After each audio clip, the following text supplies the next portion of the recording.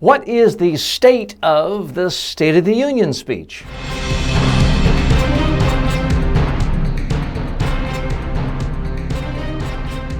Speaking, the show about effective speaking in public, to the media, at work, and in life. Speaking with TJ Walker. Folks, it's that time of the year when politicians at every level are giving their state of speech. The President of the United States gives the State of the Union address, governors, state of the state, mayors, state of the city, and this goes on all over the world as well. I want to address some conventional wisdom about State of the Union and state of speeches and really show where I disagree. Here's the conventional wisdom, that they're too boring, too long, no one listens to them. They're kind of outdated relics. We should just go back to the days when presidents just sent over a written document. And not only that, but if you are a politician giving a rebuttal, so at the presidential level, whichever party is in the White House, the member of the opposing party gets to give a rebuttal. So if there's a Democrat like Barack Obama in the White House, then a Republican like Governor Nikki Haley gets to give the rebuttal speech, as happened in 2016.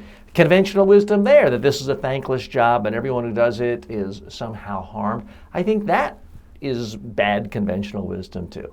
So let's address these one by one, but first a little housekeeping business. For a free, no obligation online public speaking or media training course, go to mediatrainingworldwide.com and start learning today.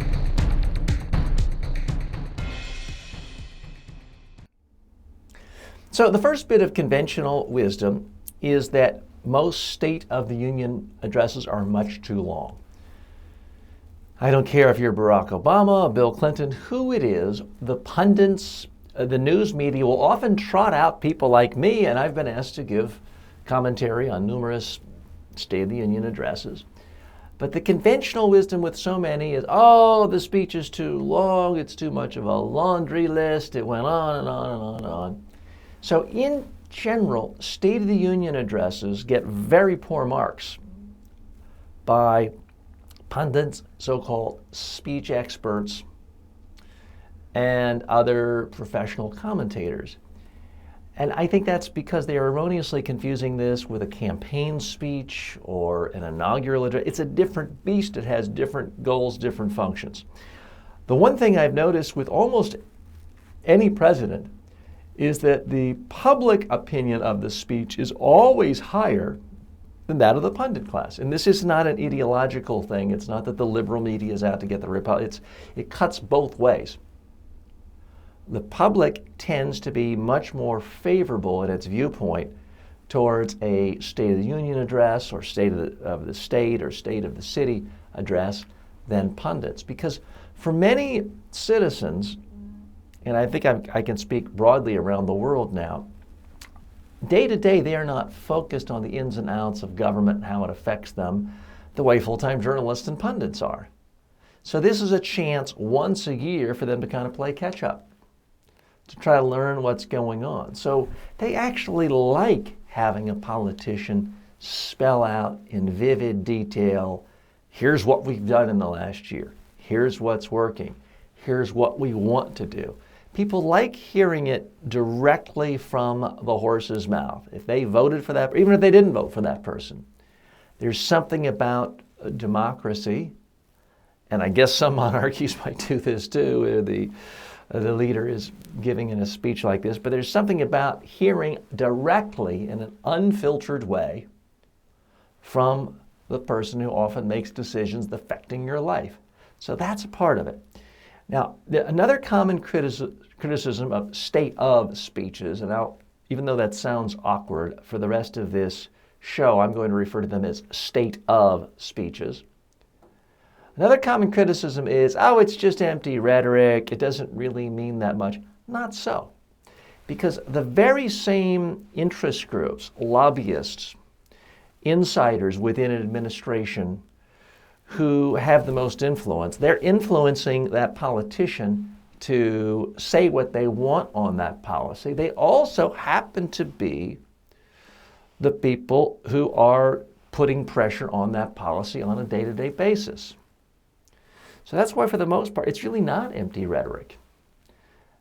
And it's also why, again, conventional wisdom in campaign speeches where politicians make promises, the conventional wisdom is that doesn't mean much. That's not actually true. There's an amazingly high percentage of promises that politicians of all parties keep, again, because the same interest groups, the same people with money, the same special interest who want a particular position taken in a speech are also the ones who are affecting hiring decisions and ultimate policies once that politician is in office. So listening to someone give a State of the Union, State of the State, State of the City address, I believe is, if you strip away generic cynicism, it's actually a great way of figuring out what the priorities are for this particular politician, what's likely to happen. It's a lot more likely to give you guidance than just sitting around and talking to a bunch of pundits. And folks, I don't mean to trash pundits all the time. I have put the pundit hat on my head many, many times over the last 3 decades. But when you just listen to pundits, quite often they are too quick to just talk about hypocrisy, scandal, inconsistency, and those things need to be talked about some too. But governments actually do allocate resources. They actually do make decisions. They actually do have policies that affect people. And quite often that's more important than if someone was hypocritical or on something, or if they gave a brother-in-law a contract they shouldn't have to, not to minimize those things. But actual stated policies and positions often have a much bigger impact on citizens. And that's why these state of speeches are so important. Now, as a politician, it is important because you're virtually guaranteed of getting news coverage.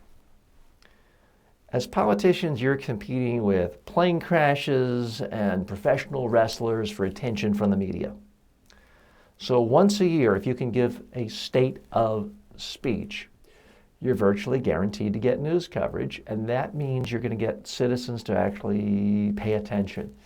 That means you have at least a chance of mobilizing public opinion on your side for an issue, which can help you if you're dealing with a legislature or city council or some other state assembly, and you need support from them to back a policy, because those people want support from their citizens. So it is a fantastic opportunity to get more public support for your particular positions. And that's why I think as a politician, it's a great opportunity, and it should be practiced. It should be rehearsed. Every aspect of it should go just right, because it's not a surprise. It's not like a shooting or a disaster or a Challenger accident and you've got an hour before you're giving an address to the citizens. You've got a year to prepare for this speech. So everything from the substance to the style should be just right. Body language. Part of the beauty of these state of presentations, talks, speeches, is that there is the pageantry. There is often the politician is walking into the chamber, whether it's the United States Congress, whether it is the State House, the legislative body, whether it's the city council chamber. But the politician is frankly given a lot of respect he normally doesn't get. He's treated like a real big shot. Even people who are normally cursing him and disparaging him have to, at least with gritted teeth, clap as the person enters, smile, and act deferential. So it is a moment where the politician can look his or her best and can look, whether it's presidential or gubernatorial or mayoral, whatever office you're in. And so there's great theater to this. That's why if you ever watch one of the U.S. presidential State of the Union addresses, you'll see the president is in no hurry to start. They're announced with great fanfare. They walk in slowly. There's the standing ovation. The president is shaking hands, smiling, winking, giving a little hug, giving and receiving kisses. They look like they are on top of the world. This is smart because it's sending a message to the audience that, hey, this person is really important. This person is respected. This person has power. Now, if you are a small town city mayor, I understand you might not get that much attention. But still, whatever it is you do, I believe it needs to be done with purpose. Now, the President of the United States is going to use a teleprompter for that and have a backup of a written speech. Some governors do that, some don't. Most mayors don't, but some do. Regardless, this is an opportunity to have a more structured speech, to go into more detail on policies, to talk about much more detail of your positions. Here's why this is important, for many reasons. It's because people are studying this speech. They're not just watching your body language. Oftentimes, the entire speech is printed, national papers, state papers, local papers. People are studying it. It's used as a reference point by the bureaucrats, and I don't mean that in a disparaging way. The people who work in government will often use this as a signal to figure out what should they be doing, where should they go. It helps reinforce it. So the substance is important, but the body language is important, not just as you walk in, but when you deliver the speech. This is perhaps, with very few exceptions, the largest audience of the year paying attention to your speech as an elected official. So it certainly warrants rehearsing on video. And I know you've heard me say this before, but if you're a politician, you may say, well, TJ, I give 10 speeches a day. I can't rehearse. But you only give one state of speech per year. So that really is one that you should and can rehearse, because much greater attention, much greater focus, a lot more eyeballs, and it's just a much better opportunity to leave a lasting impression. Now, it's not necessarily always the dominant speech that defines your career. Certainly if you're a president of the United States, there are certain campaign speeches, inaugural addresses that are likely to get more attention. But it's still a pretty big deal, and that's why I believe politicians of all stripes should pay even more attention to it, should rehearse it. Certainly the greats like Ronald Reagan would rehearse on video and spend often a full day rehearsing. And this is after tweaking the speech for for weeks. So give it serious attention. Now, let's switch gears to the second banana in just a moment. But first, let's not forget your questions are always welcome here. I do want to hear from you. Do you have a speaking-related question for #1 USA Today best-selling author TJ Walker? For more than 30 years, Walker has been a public speaking coach and media trainer to presidents of countries, prime ministers, CEOs, Nobel Peace Prize winners, professional athletes, and Miss Universes. Send your questions to info@mediatrainingworldwide.com or on Twitter @TJ Walker. Currently, there is a conventional wisdom within Washington, D.C. pundits that giving the rebuttal speech to the President's State of the Union is a thankless job. I've seen recent criticism saying there's no way you can succeed because you're not surrounded by all these cheering, adoring people. It doesn't look as presidential. There's no audience to play off of. You don't really know what to say, so you can't truly rebut. Yeah. They also point out a number of people who've done this job have gotten trashed in their speaking skills, and it's just been a part of why their career was destroyed. Bobby Jindal was famously, the former governor of Louisiana, was famously ridiculed and mocked for a number of years ago his rebuttal to an Obama State of the Union address, and he was criticized for looking and sounding like Kenneth, the sad sack character from a sitcom, 30 Rock. Also, Senator Marco Rubio did it a few years ago and famously was criticized for, those of you listening on the podcast, I stretched awkwardly and took a drink of water. That's what people will remember. Now, and Michelle Bachmann once gave a Tea Party response to a State of the Union address, and she didn't look at the camera. She appeared to be staring off into space. So that was yet another nail in the coffin of her reputation. But it didn't destroy Marco Rubio's career. He went on to become a leading presidential candidate at the time of this recording. Here's the thing. With any presentation you give, there's a chance you can fail to meet expectations and harm yourself, as was the case with Bobby Jindal, Marco Rubio at the time. There's a chance you can exactly meet expectations, no better or worse than anyone thought, and I guess help yourself a little, but there's always the chance you can dramatically exceed expectations. How do you do that? It's not because there's a big cheering audience and you're in this big, wonderful, stately room. It's because you say things that are interesting and useful to people in a compelling way with passion. If you do that, you will help your career as a politician.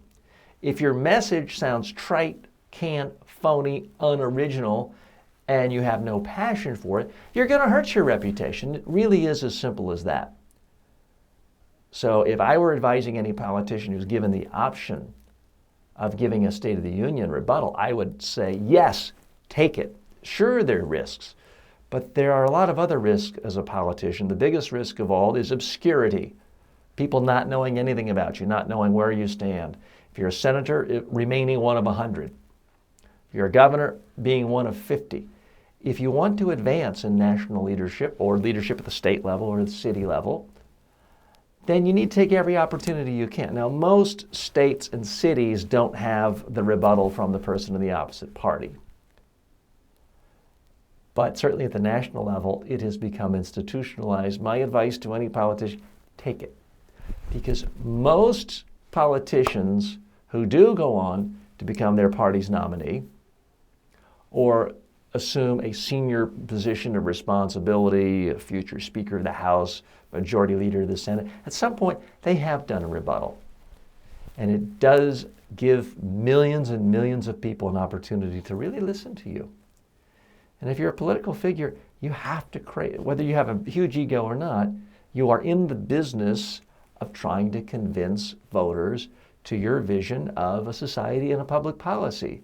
So I think it's frankly irresponsible to turn down an opportunity for a speech like this or any other speech.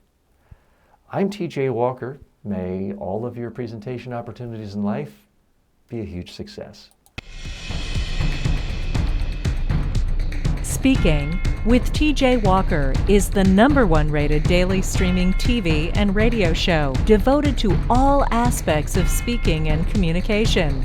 If you received value from this show, then please subscribe to it at MediaTrainingWorldwide.com. Please review the show, leave comments, and share it with your friends and colleagues today.